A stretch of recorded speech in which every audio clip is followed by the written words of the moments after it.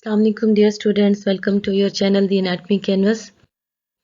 In today's class of neuroanatomy we are going to discuss the white matter of the spinal cord, and the learning objective for the today's class are to describe in detail the anterolateral system, to discuss the spinocerebellar pathway, the spinoreticulaar pathway, the spinoolivary and spinomesencephalic pathways.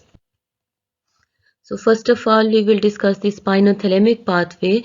It is also called the anterolateral system because it consists of the two pathways, the anterior spinothalamic tract and the lateral spinothalamic tract. Anterior being running in the anterior funiculus of the spinal cord and lateral being running in the lateral funiculus of the spinal cord. So this pathway carries sensation of the pain, pressure, the temperature, the coarse, non-discriminative touch, tickle and itch. All of these sensations are carried by the spinothalamic pathway, and they are located in anterior and lateral columns of the spinal cord. Their receptors are the nociceptors and the thermoreceptors and free nerve endings of the axons and the Merkel's disc. So these are the receptors which are carrying the information of the pain, the pressure, the temperature sensations and non-discriminative touch, tickle and itch from the skin and from the body, different parts of the body. And then the type of the fiber which are carrying these impulses are type 1A delta fiber.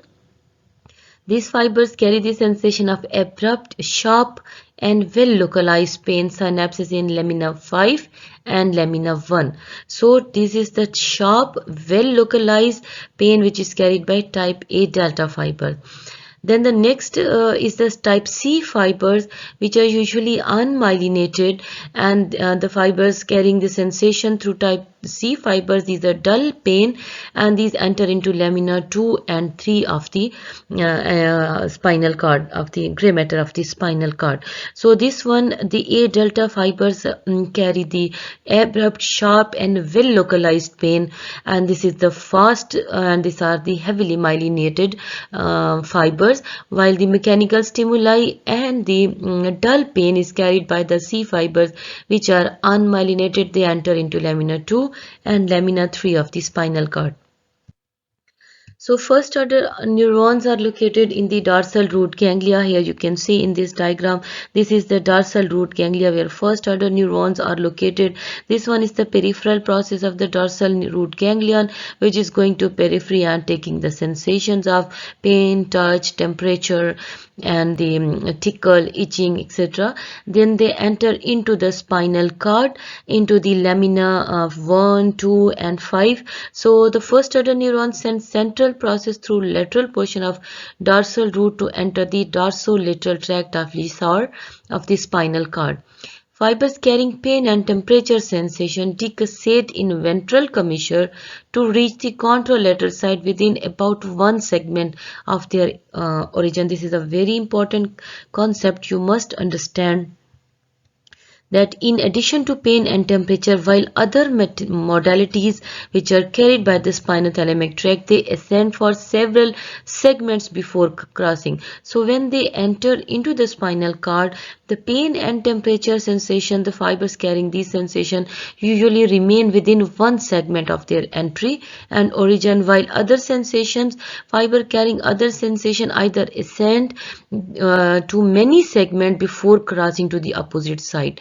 So they cross in the anterior commissure and then they ascend either as the lateral or the anterior spinothalamic tract. So this concept of ascending to other higher segment is very important because whenever there is a lesion of the spinal cord, so if there is a lesion of the spinal cord of the nerves which are carrying pain and temperature sensation, there may be loss of the sensation usually one segment below the level of the origin, while in case of other modalities there may be loss of the sensation many segments below the level of the lesion. So this concept is very important in clinical neuroanatomy, so you have to remember this.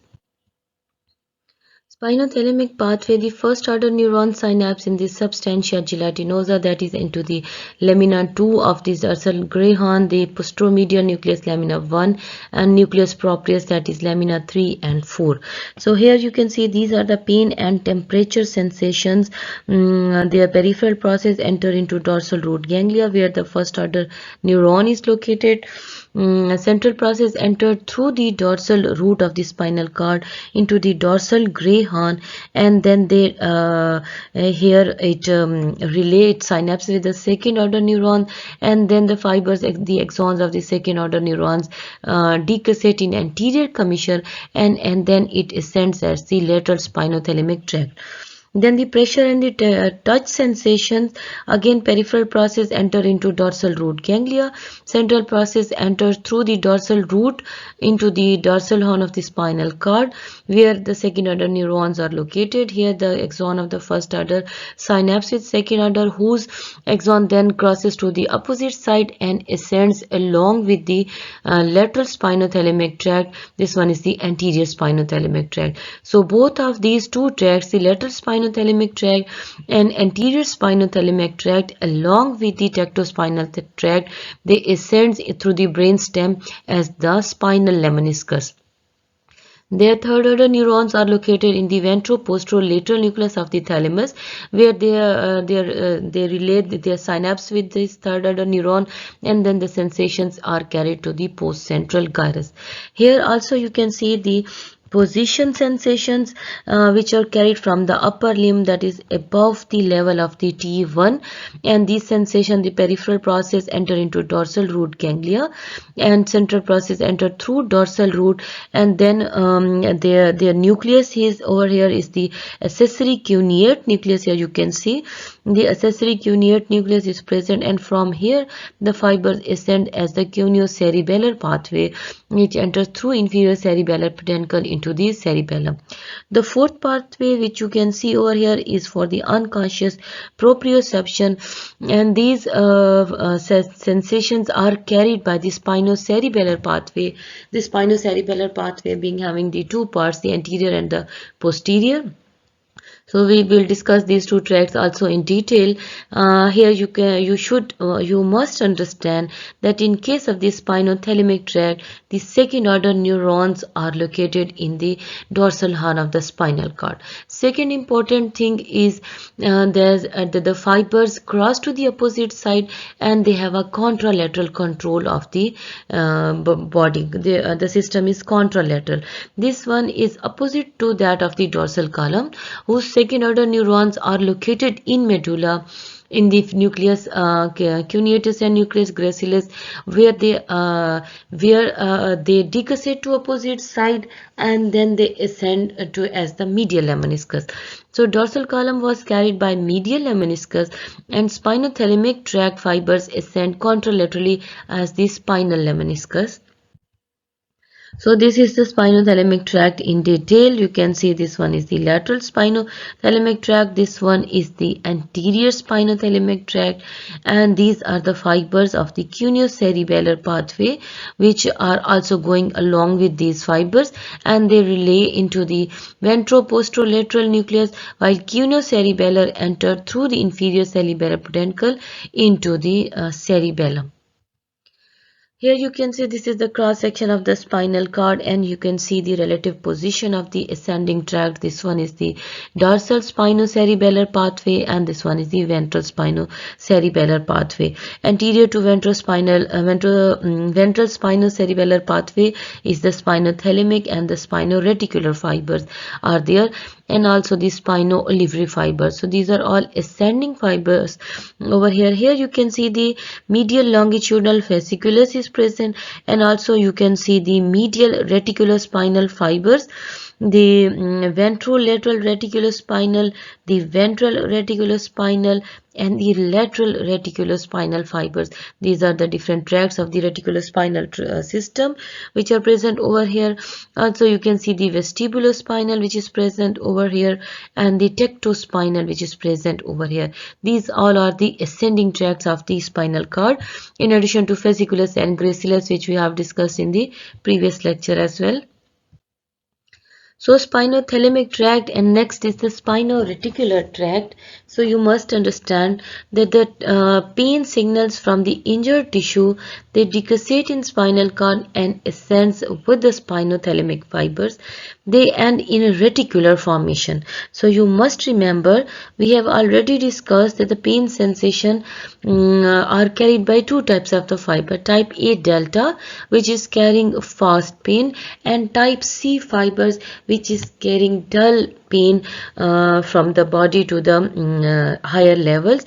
So you must remember that 85% of the type C fiber go to the reticular formation. They are forming the spinoreticular tract. Remaining go to the intralaminar nuclei, that is the centromedian and parafasciculus nucleus of the thalamus, and some go to the cingulate gyrus, and then these fibers then go to cingulate gyrus and anterior insular cortex in addition to somatosensory cortex. A delta fibers go to the ventroposterolateral nucleus. So the difference is that C fibers usually go to reticular formation, 85% of these fibers.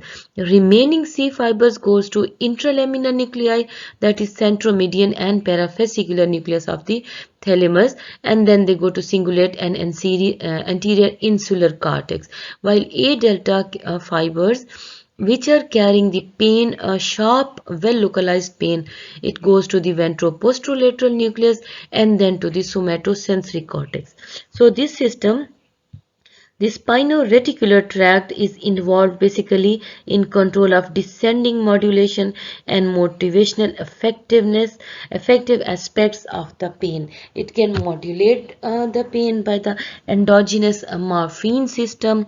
The endogenous morphine is released at different levels, and also the emotional aspects of the pain are also controlled by this system. So spinothalamic tract basically carrying the well localized pain, and spinoreticular tract basically carrying the dull pain, and it's a modulation of the descending. This is basically descending modulation and motivational affective aspect of the pain. So spinothalamic tract, again a revision slide, you can see the dorsal root ganglia here, the fibers entering at different levels into the dorsal root ganglia through the posterior root into the dorsal horn of the spinal cord, crossing in the anterior commissure and ascending as the lateral spinothalamic tract. So they are carrying the sensation of the pain and temperature below the level of if there is a lesion, there will be a loss of pain and temperature, one segment with usually one segment below the level of the lesion. So this is an important slide again to show the somatotopy.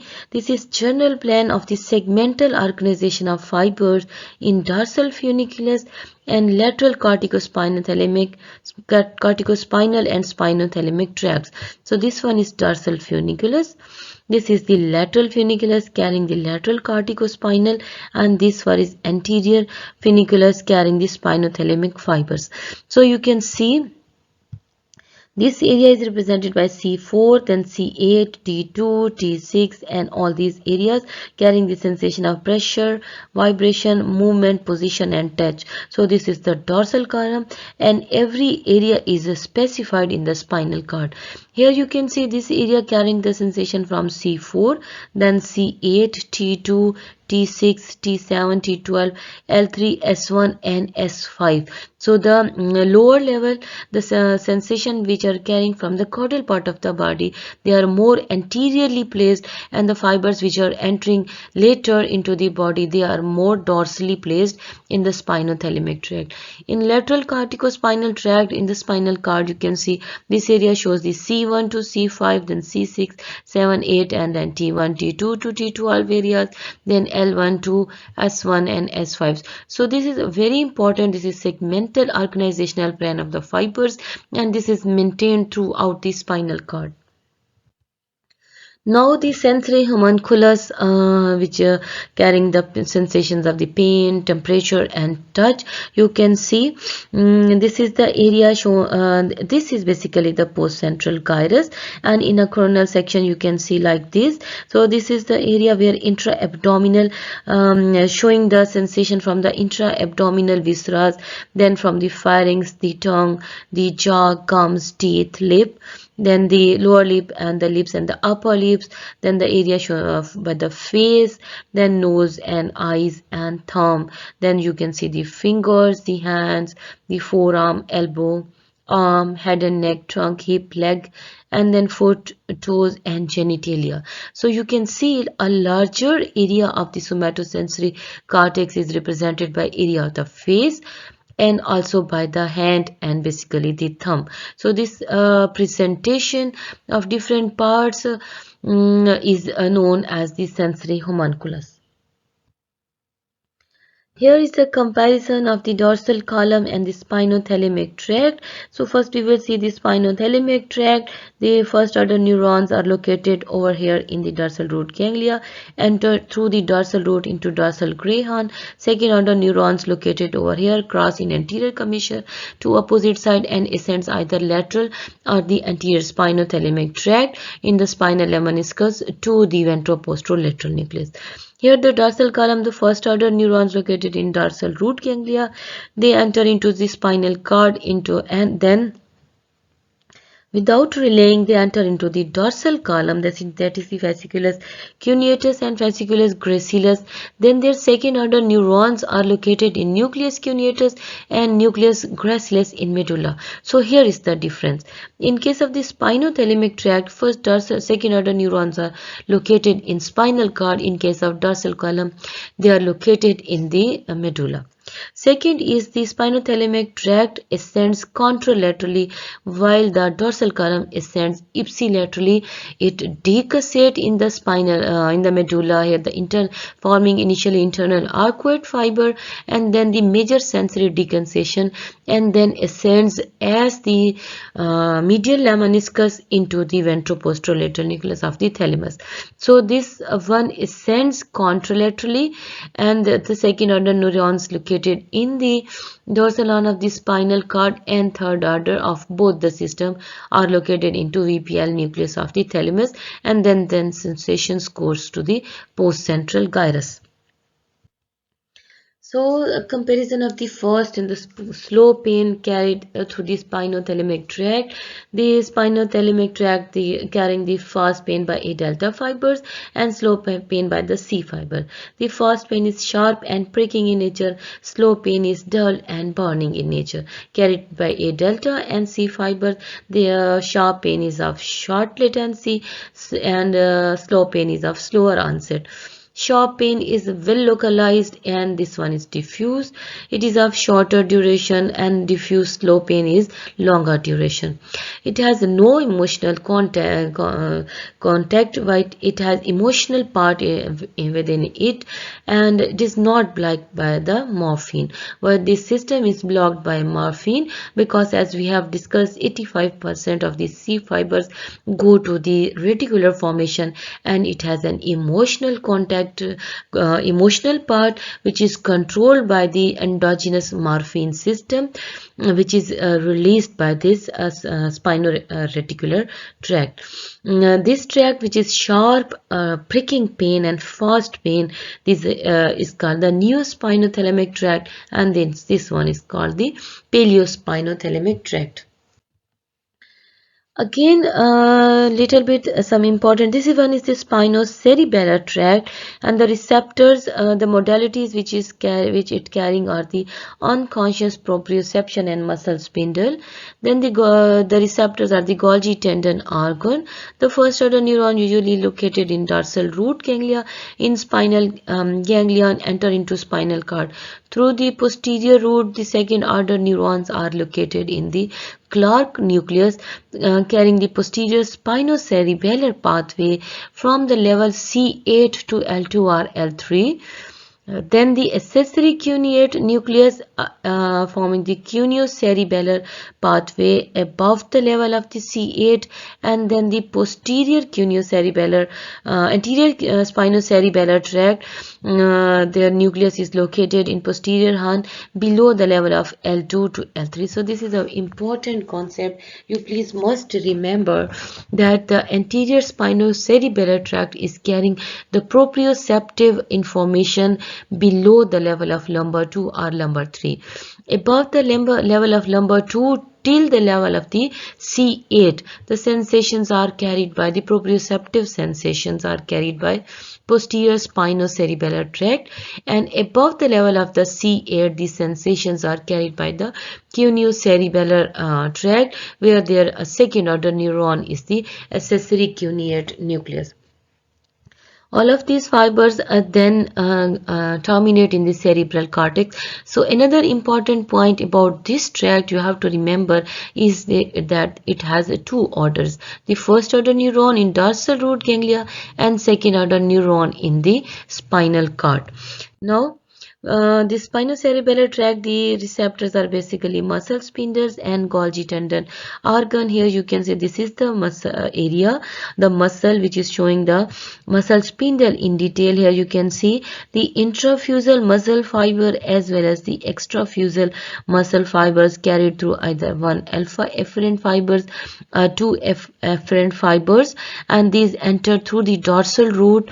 Their neurons are located in dorsal root. They enter through the dorsal column of the spinal cord, dorsal root of the spinal cord into dorsal gray horn. So the modality which is carried by the spinocerebellar pathway is unconscious proprioception. The muscle spindles are basically sensory receptors within belly of the muscle that primarily detect the change in length of the muscle. So this is very important, as we are this is controlled, and these tract basically control the length of the muscle fibers. They convey information to central nervous system via sensory neurons. This information can be processed by brain to determine the position of the body parts. The response of the muscle spindles to change in the length also play an important role in regulating the contraction of the muscle. So these are the spinocerebellar pathway. This is a comparison of the spinocerebellar pathway, the both posterior one and anterior one, and the cuneo-cerebellar. So the posterior spinocerebellar pathway, here you can see this one is the posterior spinocerebellar pathway that is labeled as 1 as well. The fiber, their cell body is located in dorsal root ganglia, and then it ascends ipsilaterally and enter into the through the inferior cerebellar peduncle into the cerebellum. Then the cuneo-cerebellar, which is located above the level of C8. Here you can see A is the dorsal nucleus of the Clark and B is the accessory cuneate nucleus. So cuneo-cerebellar pathway arises the first order neuron in dorsal root ganglia, second order neuron in the Clark nucleus, and then they ascend as cuneo-cerebellar pathway, which enter into the cerebellum through the inferior cerebellar peduncle. So both of these tracts are ipsilateral. Next is a little bit different from the posterior spinocerebellar is the anterior spinocerebellar, because the dorsal root ganglia contain first order neuron and it is below the level of L2 or L3. Then the fibers, when they enter through the dorsal root and they decussate in the second order neuron in the dorsal gray horn of the spinal cord, and then they decussate to the opposite side and ascends in anterior funiculus till the level of the caudal part of the midbrain. Here the fibers again decussate to the opposite side and then they enter through the superior cerebellar peduncle into the cerebellum. So you must remember this tract, which is anterior spinocerebellar tract, it decussates twice. Once in spinal cord, then ascends contralaterally and then again decussate in the lower part of the medulla, lower part of the midbrain or upper part of bones, and enter through the superior cerebellar peduncle into the cerebellum. The 4 you can see is the posterior spinocerebellar posterior white column. 5 you can see is the inferior cerebellar peduncle, and at 6 you can see the superior cerebellar peduncle. So the spinocerebellar tract, again you can see ventral one. The first order neurons are located in the dorsal root ganglia. Their central process enter into the spinal cord, and it synapse on the Clark's nucleus. Then it crosses to the opposite side in the anterior white commissure and ascends as anterior spinocerebellar tract. As I have told you, it descends contralaterally, then at the level of the inferior part of the midbrain, it again crosses to the opposite side and enter into the cerebellum through the superior cerebellar peduncle. Then the dorsal spinocerebellar tract, the first order neurons are located in dorsal root ganglia. Central process enter into the spinal cord through dorsal root. The Clark nucleus is the part where the second order neurons are located, and then it ascends ipsilaterally, forming the dorsal spinocerebellar tract. Again, you can see the cuneo-cerebellar tract. It is above the level of the T8, and the nucleus second order neurons are located in accessory cuneate nucleus, and then it again ascends as the cuneo-cerebellar fibers to the cerebellum, which enter into cerebellum through inferior cerebellar peduncle. So anterior and posterior are a little bit comparison of two. This anterior enter through the superior cerebellum. From here we will start. It entered into posterior root, the lamina 5, 7 and lamina 6 of the spinal cord, and also it also into the posterior root, but the nucleus is the dorsal nucleus of the Clark. Then the fiber crosses to the opposite side and the posterior do not cross. Then it ascends in anterior white commissure, and this one ascends in the posterolateral part of the lateral funiculus. Here you can see this one is the posterior and this one is the anterior. Then it enters into the cuneo-cerebellar pathway, cuneo-cerebellar tract, and it enters as the anterior spinocerebellar tract, and then the anterior spinocerebellar tract, and again cross to the opposite side and enter through superior cerebellar peduncle into the cerebellum, while both the cuneo-cerebellar and the posterior cerebellar, both of these enter through inferior cerebellar peduncle into the cerebellum, and both of these are ipsilateral.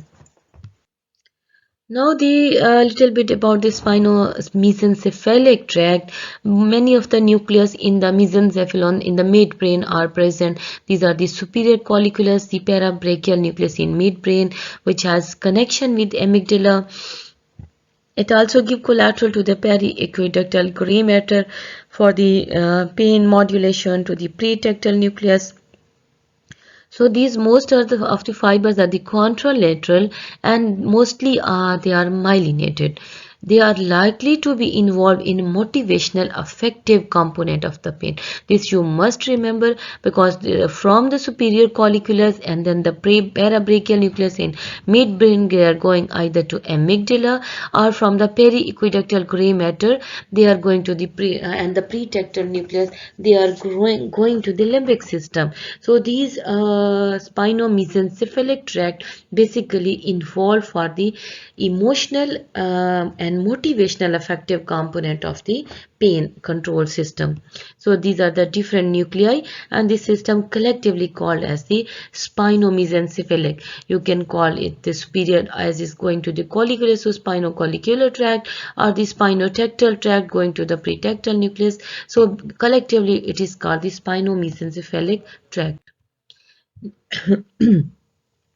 Next is the spino-olivary pathway. It ascends in posterior white column, terminate at cuneate and gracile nucleus to the contralateral inferior olivary nucleus, and is carrying information from muscle and tendon proprioception and the cutaneous from the cutaneous receptors. So here you can see the spino-olivary pathway From dorsal root ganglia in the first order neurons are located. Peripheral process carrying information. Central process enter into the spinal cord, ascends along with the dorsal column into the nuclei of the dorsal column in the medulla, that is the cuneate and gracile nuclei, where they relay, and then they cross to the opposite side and ascends as the intake to the contralateral inferior olivary nucleus, and then they carrying the information of the proprioception from the muscles and the tendons. So this is spino-olivary pathway. It is traveling along with the dorsal column. So this is a slide of the all of the ascending tracts of the spinal cord and their comparison. The gracile nucleus, basically column, is the posterior, the decussation in the medulla, carrying the sensation, the function below the level of the T6 from limb, and the trunk position, sensation of touch, visceral pain and vibration. Similarly, cuneate nucleus in the posterior column, since decussation in medulla, level is above the T6 level and all of the sensations are same. Spinothalamic tract, then lateral and anterior. Their decussation in spinal cord, carrying the sensation of the light touch, tickle, temperature, pain and pressure sensation. Then is the spino-reticular fiber, again lateral and anterior, the two components. Some fibers of the spinal cord, some of the fibers decussate, and they are carrying the pain sensation from site of the injury. It is carrying the emotional component of the pain sensation. Then the posterior spinocerebellar and anterior spinocerebellar, both are carried in the lateral white column. There is no decussation of the posterior spinocerebellar, while there is the decussation of anterior spinocerebellar tract twice, once in spinal cord and other in the a lower caudal part of the midbrain. Then it enters into the posterior one enters through inferior cerebellar peduncle and anterior one enters through the superior cerebellar peduncle, and both are carrying the information of the proprioception. So this is generally the comparison of all the descending tracts. Thank you very much for your attention. Here are the references: The Gray's Anatomy by the Susan Stranding, the 40th edition. And thanks all of dear students for your attention for today's class. Allah Hafiz.